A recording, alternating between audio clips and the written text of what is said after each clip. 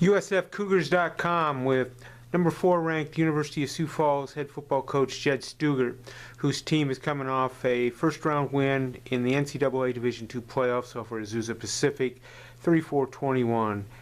Game was at Bob Young Field, the first playoff win at the D2 era for a program that has a long tradition of postseason success. Jed, talk about that game and what it meant to get that first D2 playoff win. Well, it's just another first in our season of firsts. You know, we kind of talked about in our D2 era, just getting that first win and first conference championship, all those things.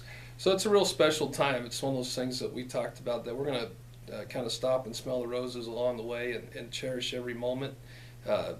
These are memories these kids are making for a lifetime, and so that doesn't mean that we've settled and we're just happy to be here. I think our kids are really focused, but on the other hand, we want to celebrate some great accomplishments along the way, and that's something that I'm real proud of these guys that they accomplished last week again. Last weekend, you were able to run the football.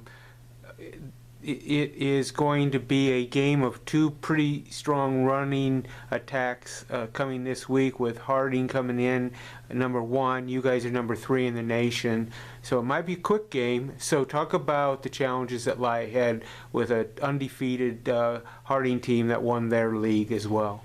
Well, first of all, they bring in an option offense that we've never seen in our conference. You know, we've had coaches that have defended it and things like that. So, you know, it's scheme-wise, you know, it's not that we don't know how to defend it. It's just having your understanding that your players haven't seen that kind of offense. And so it's really just the challenge is putting together a good game plan and getting it installed in a simplistic way that the kids understand. Because really just discipline's the key when it comes to defending option teams and being sound and not being complicated with it. So, you know, I like our physicality. I like our speed of the football. I mean, I think, you know, we'll match physicality of any team that comes in here. And then I think the other challenge is just offensively is going against a team that's been defending the run really well. It'll be a good test for our offense to say, okay, you know, we've had those teams before that are statistical leaders, and we've been able to have some success. But now you're in the second round of the playoffs, so the teams just keep getting better. And so, you know, it's just a good test for us. You know, you got to go roll it out there and see what happens. But I do know this: our kids are going to be physical. They're going to be, they're going to fly around, and they're going to keep their poise. That's one strength that they have. Yeah, just we got to keep them in third, get them to third and long. You get option teams to third and long. That's out of their comfort zone. That's going to kind of be our game plan against their offense a little bit. In the playoffs, you really don't have a comfort level because you see new teams that you haven't seen before. But the opportunity to be back home at Bob Young Field for a second straight week has to be a nice thing. You don't have all the travel to deal with, right, Coach? Absolutely. That's just added stress, and you know, you want to celebrate this with friends and family and our community of USF and our community of Sioux Falls, and so, you know, it's a great ticket, you know, to go out and watch playoff football here at the Bob, and we're just blessed to be able to have another one at home. Finally, you had, we mentioned this a little bit before, but you had 24 all-league players, which is program best. You had, I believe it was 8 first-teamers, 12 second-teamers, and 4 on honorable mention. So that was a pretty good representation for your team. And now you've got Max Mickey up for the Harlan Hill Award. You've got Antonio Green. He's in the Gene Upshaw Award. Looks like he'll be in the finalists. And then you have Michael Maylane, who will be up for the Cliff Harris Award.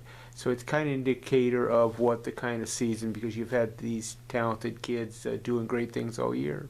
Absolutely, and you know, these kids are well deserving of those things. Those accolades, they'll be the first to deflect those to their teammates and stuff. That's what I love about these players, and that they get that. And so, you know, anytime we get any type of an award, we look at it as it's a reflection of our team. And so, you know, we're blessed to have that many guys up for those type of awards, and they're all well deserving of it.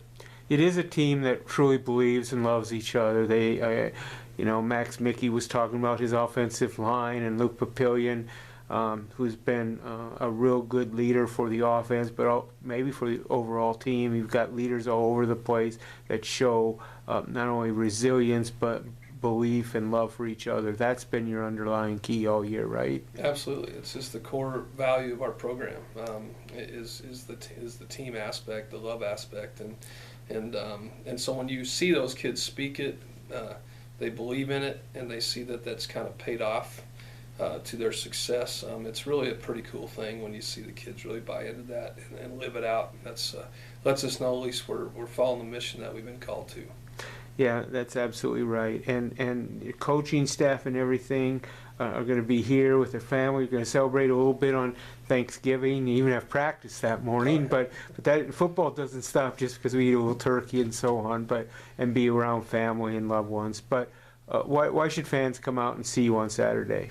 Well, just because it's a great playoff football. There's nothing like it, and it's a great ticket. To come out to the Bob, it's a great environment. Would love to see everybody out there. We're representing this community, and so we represent this conference. So, even fans from other teams, we're all kind of together now as we represent our league. So we'd love to just see everybody out there and support our conference and our football team.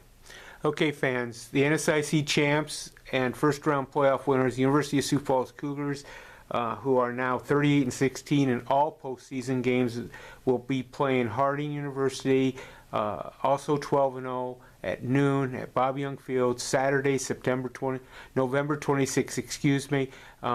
Please come out and join everybody at Bob Young Field. Coach, thanks. Thanks, Dan.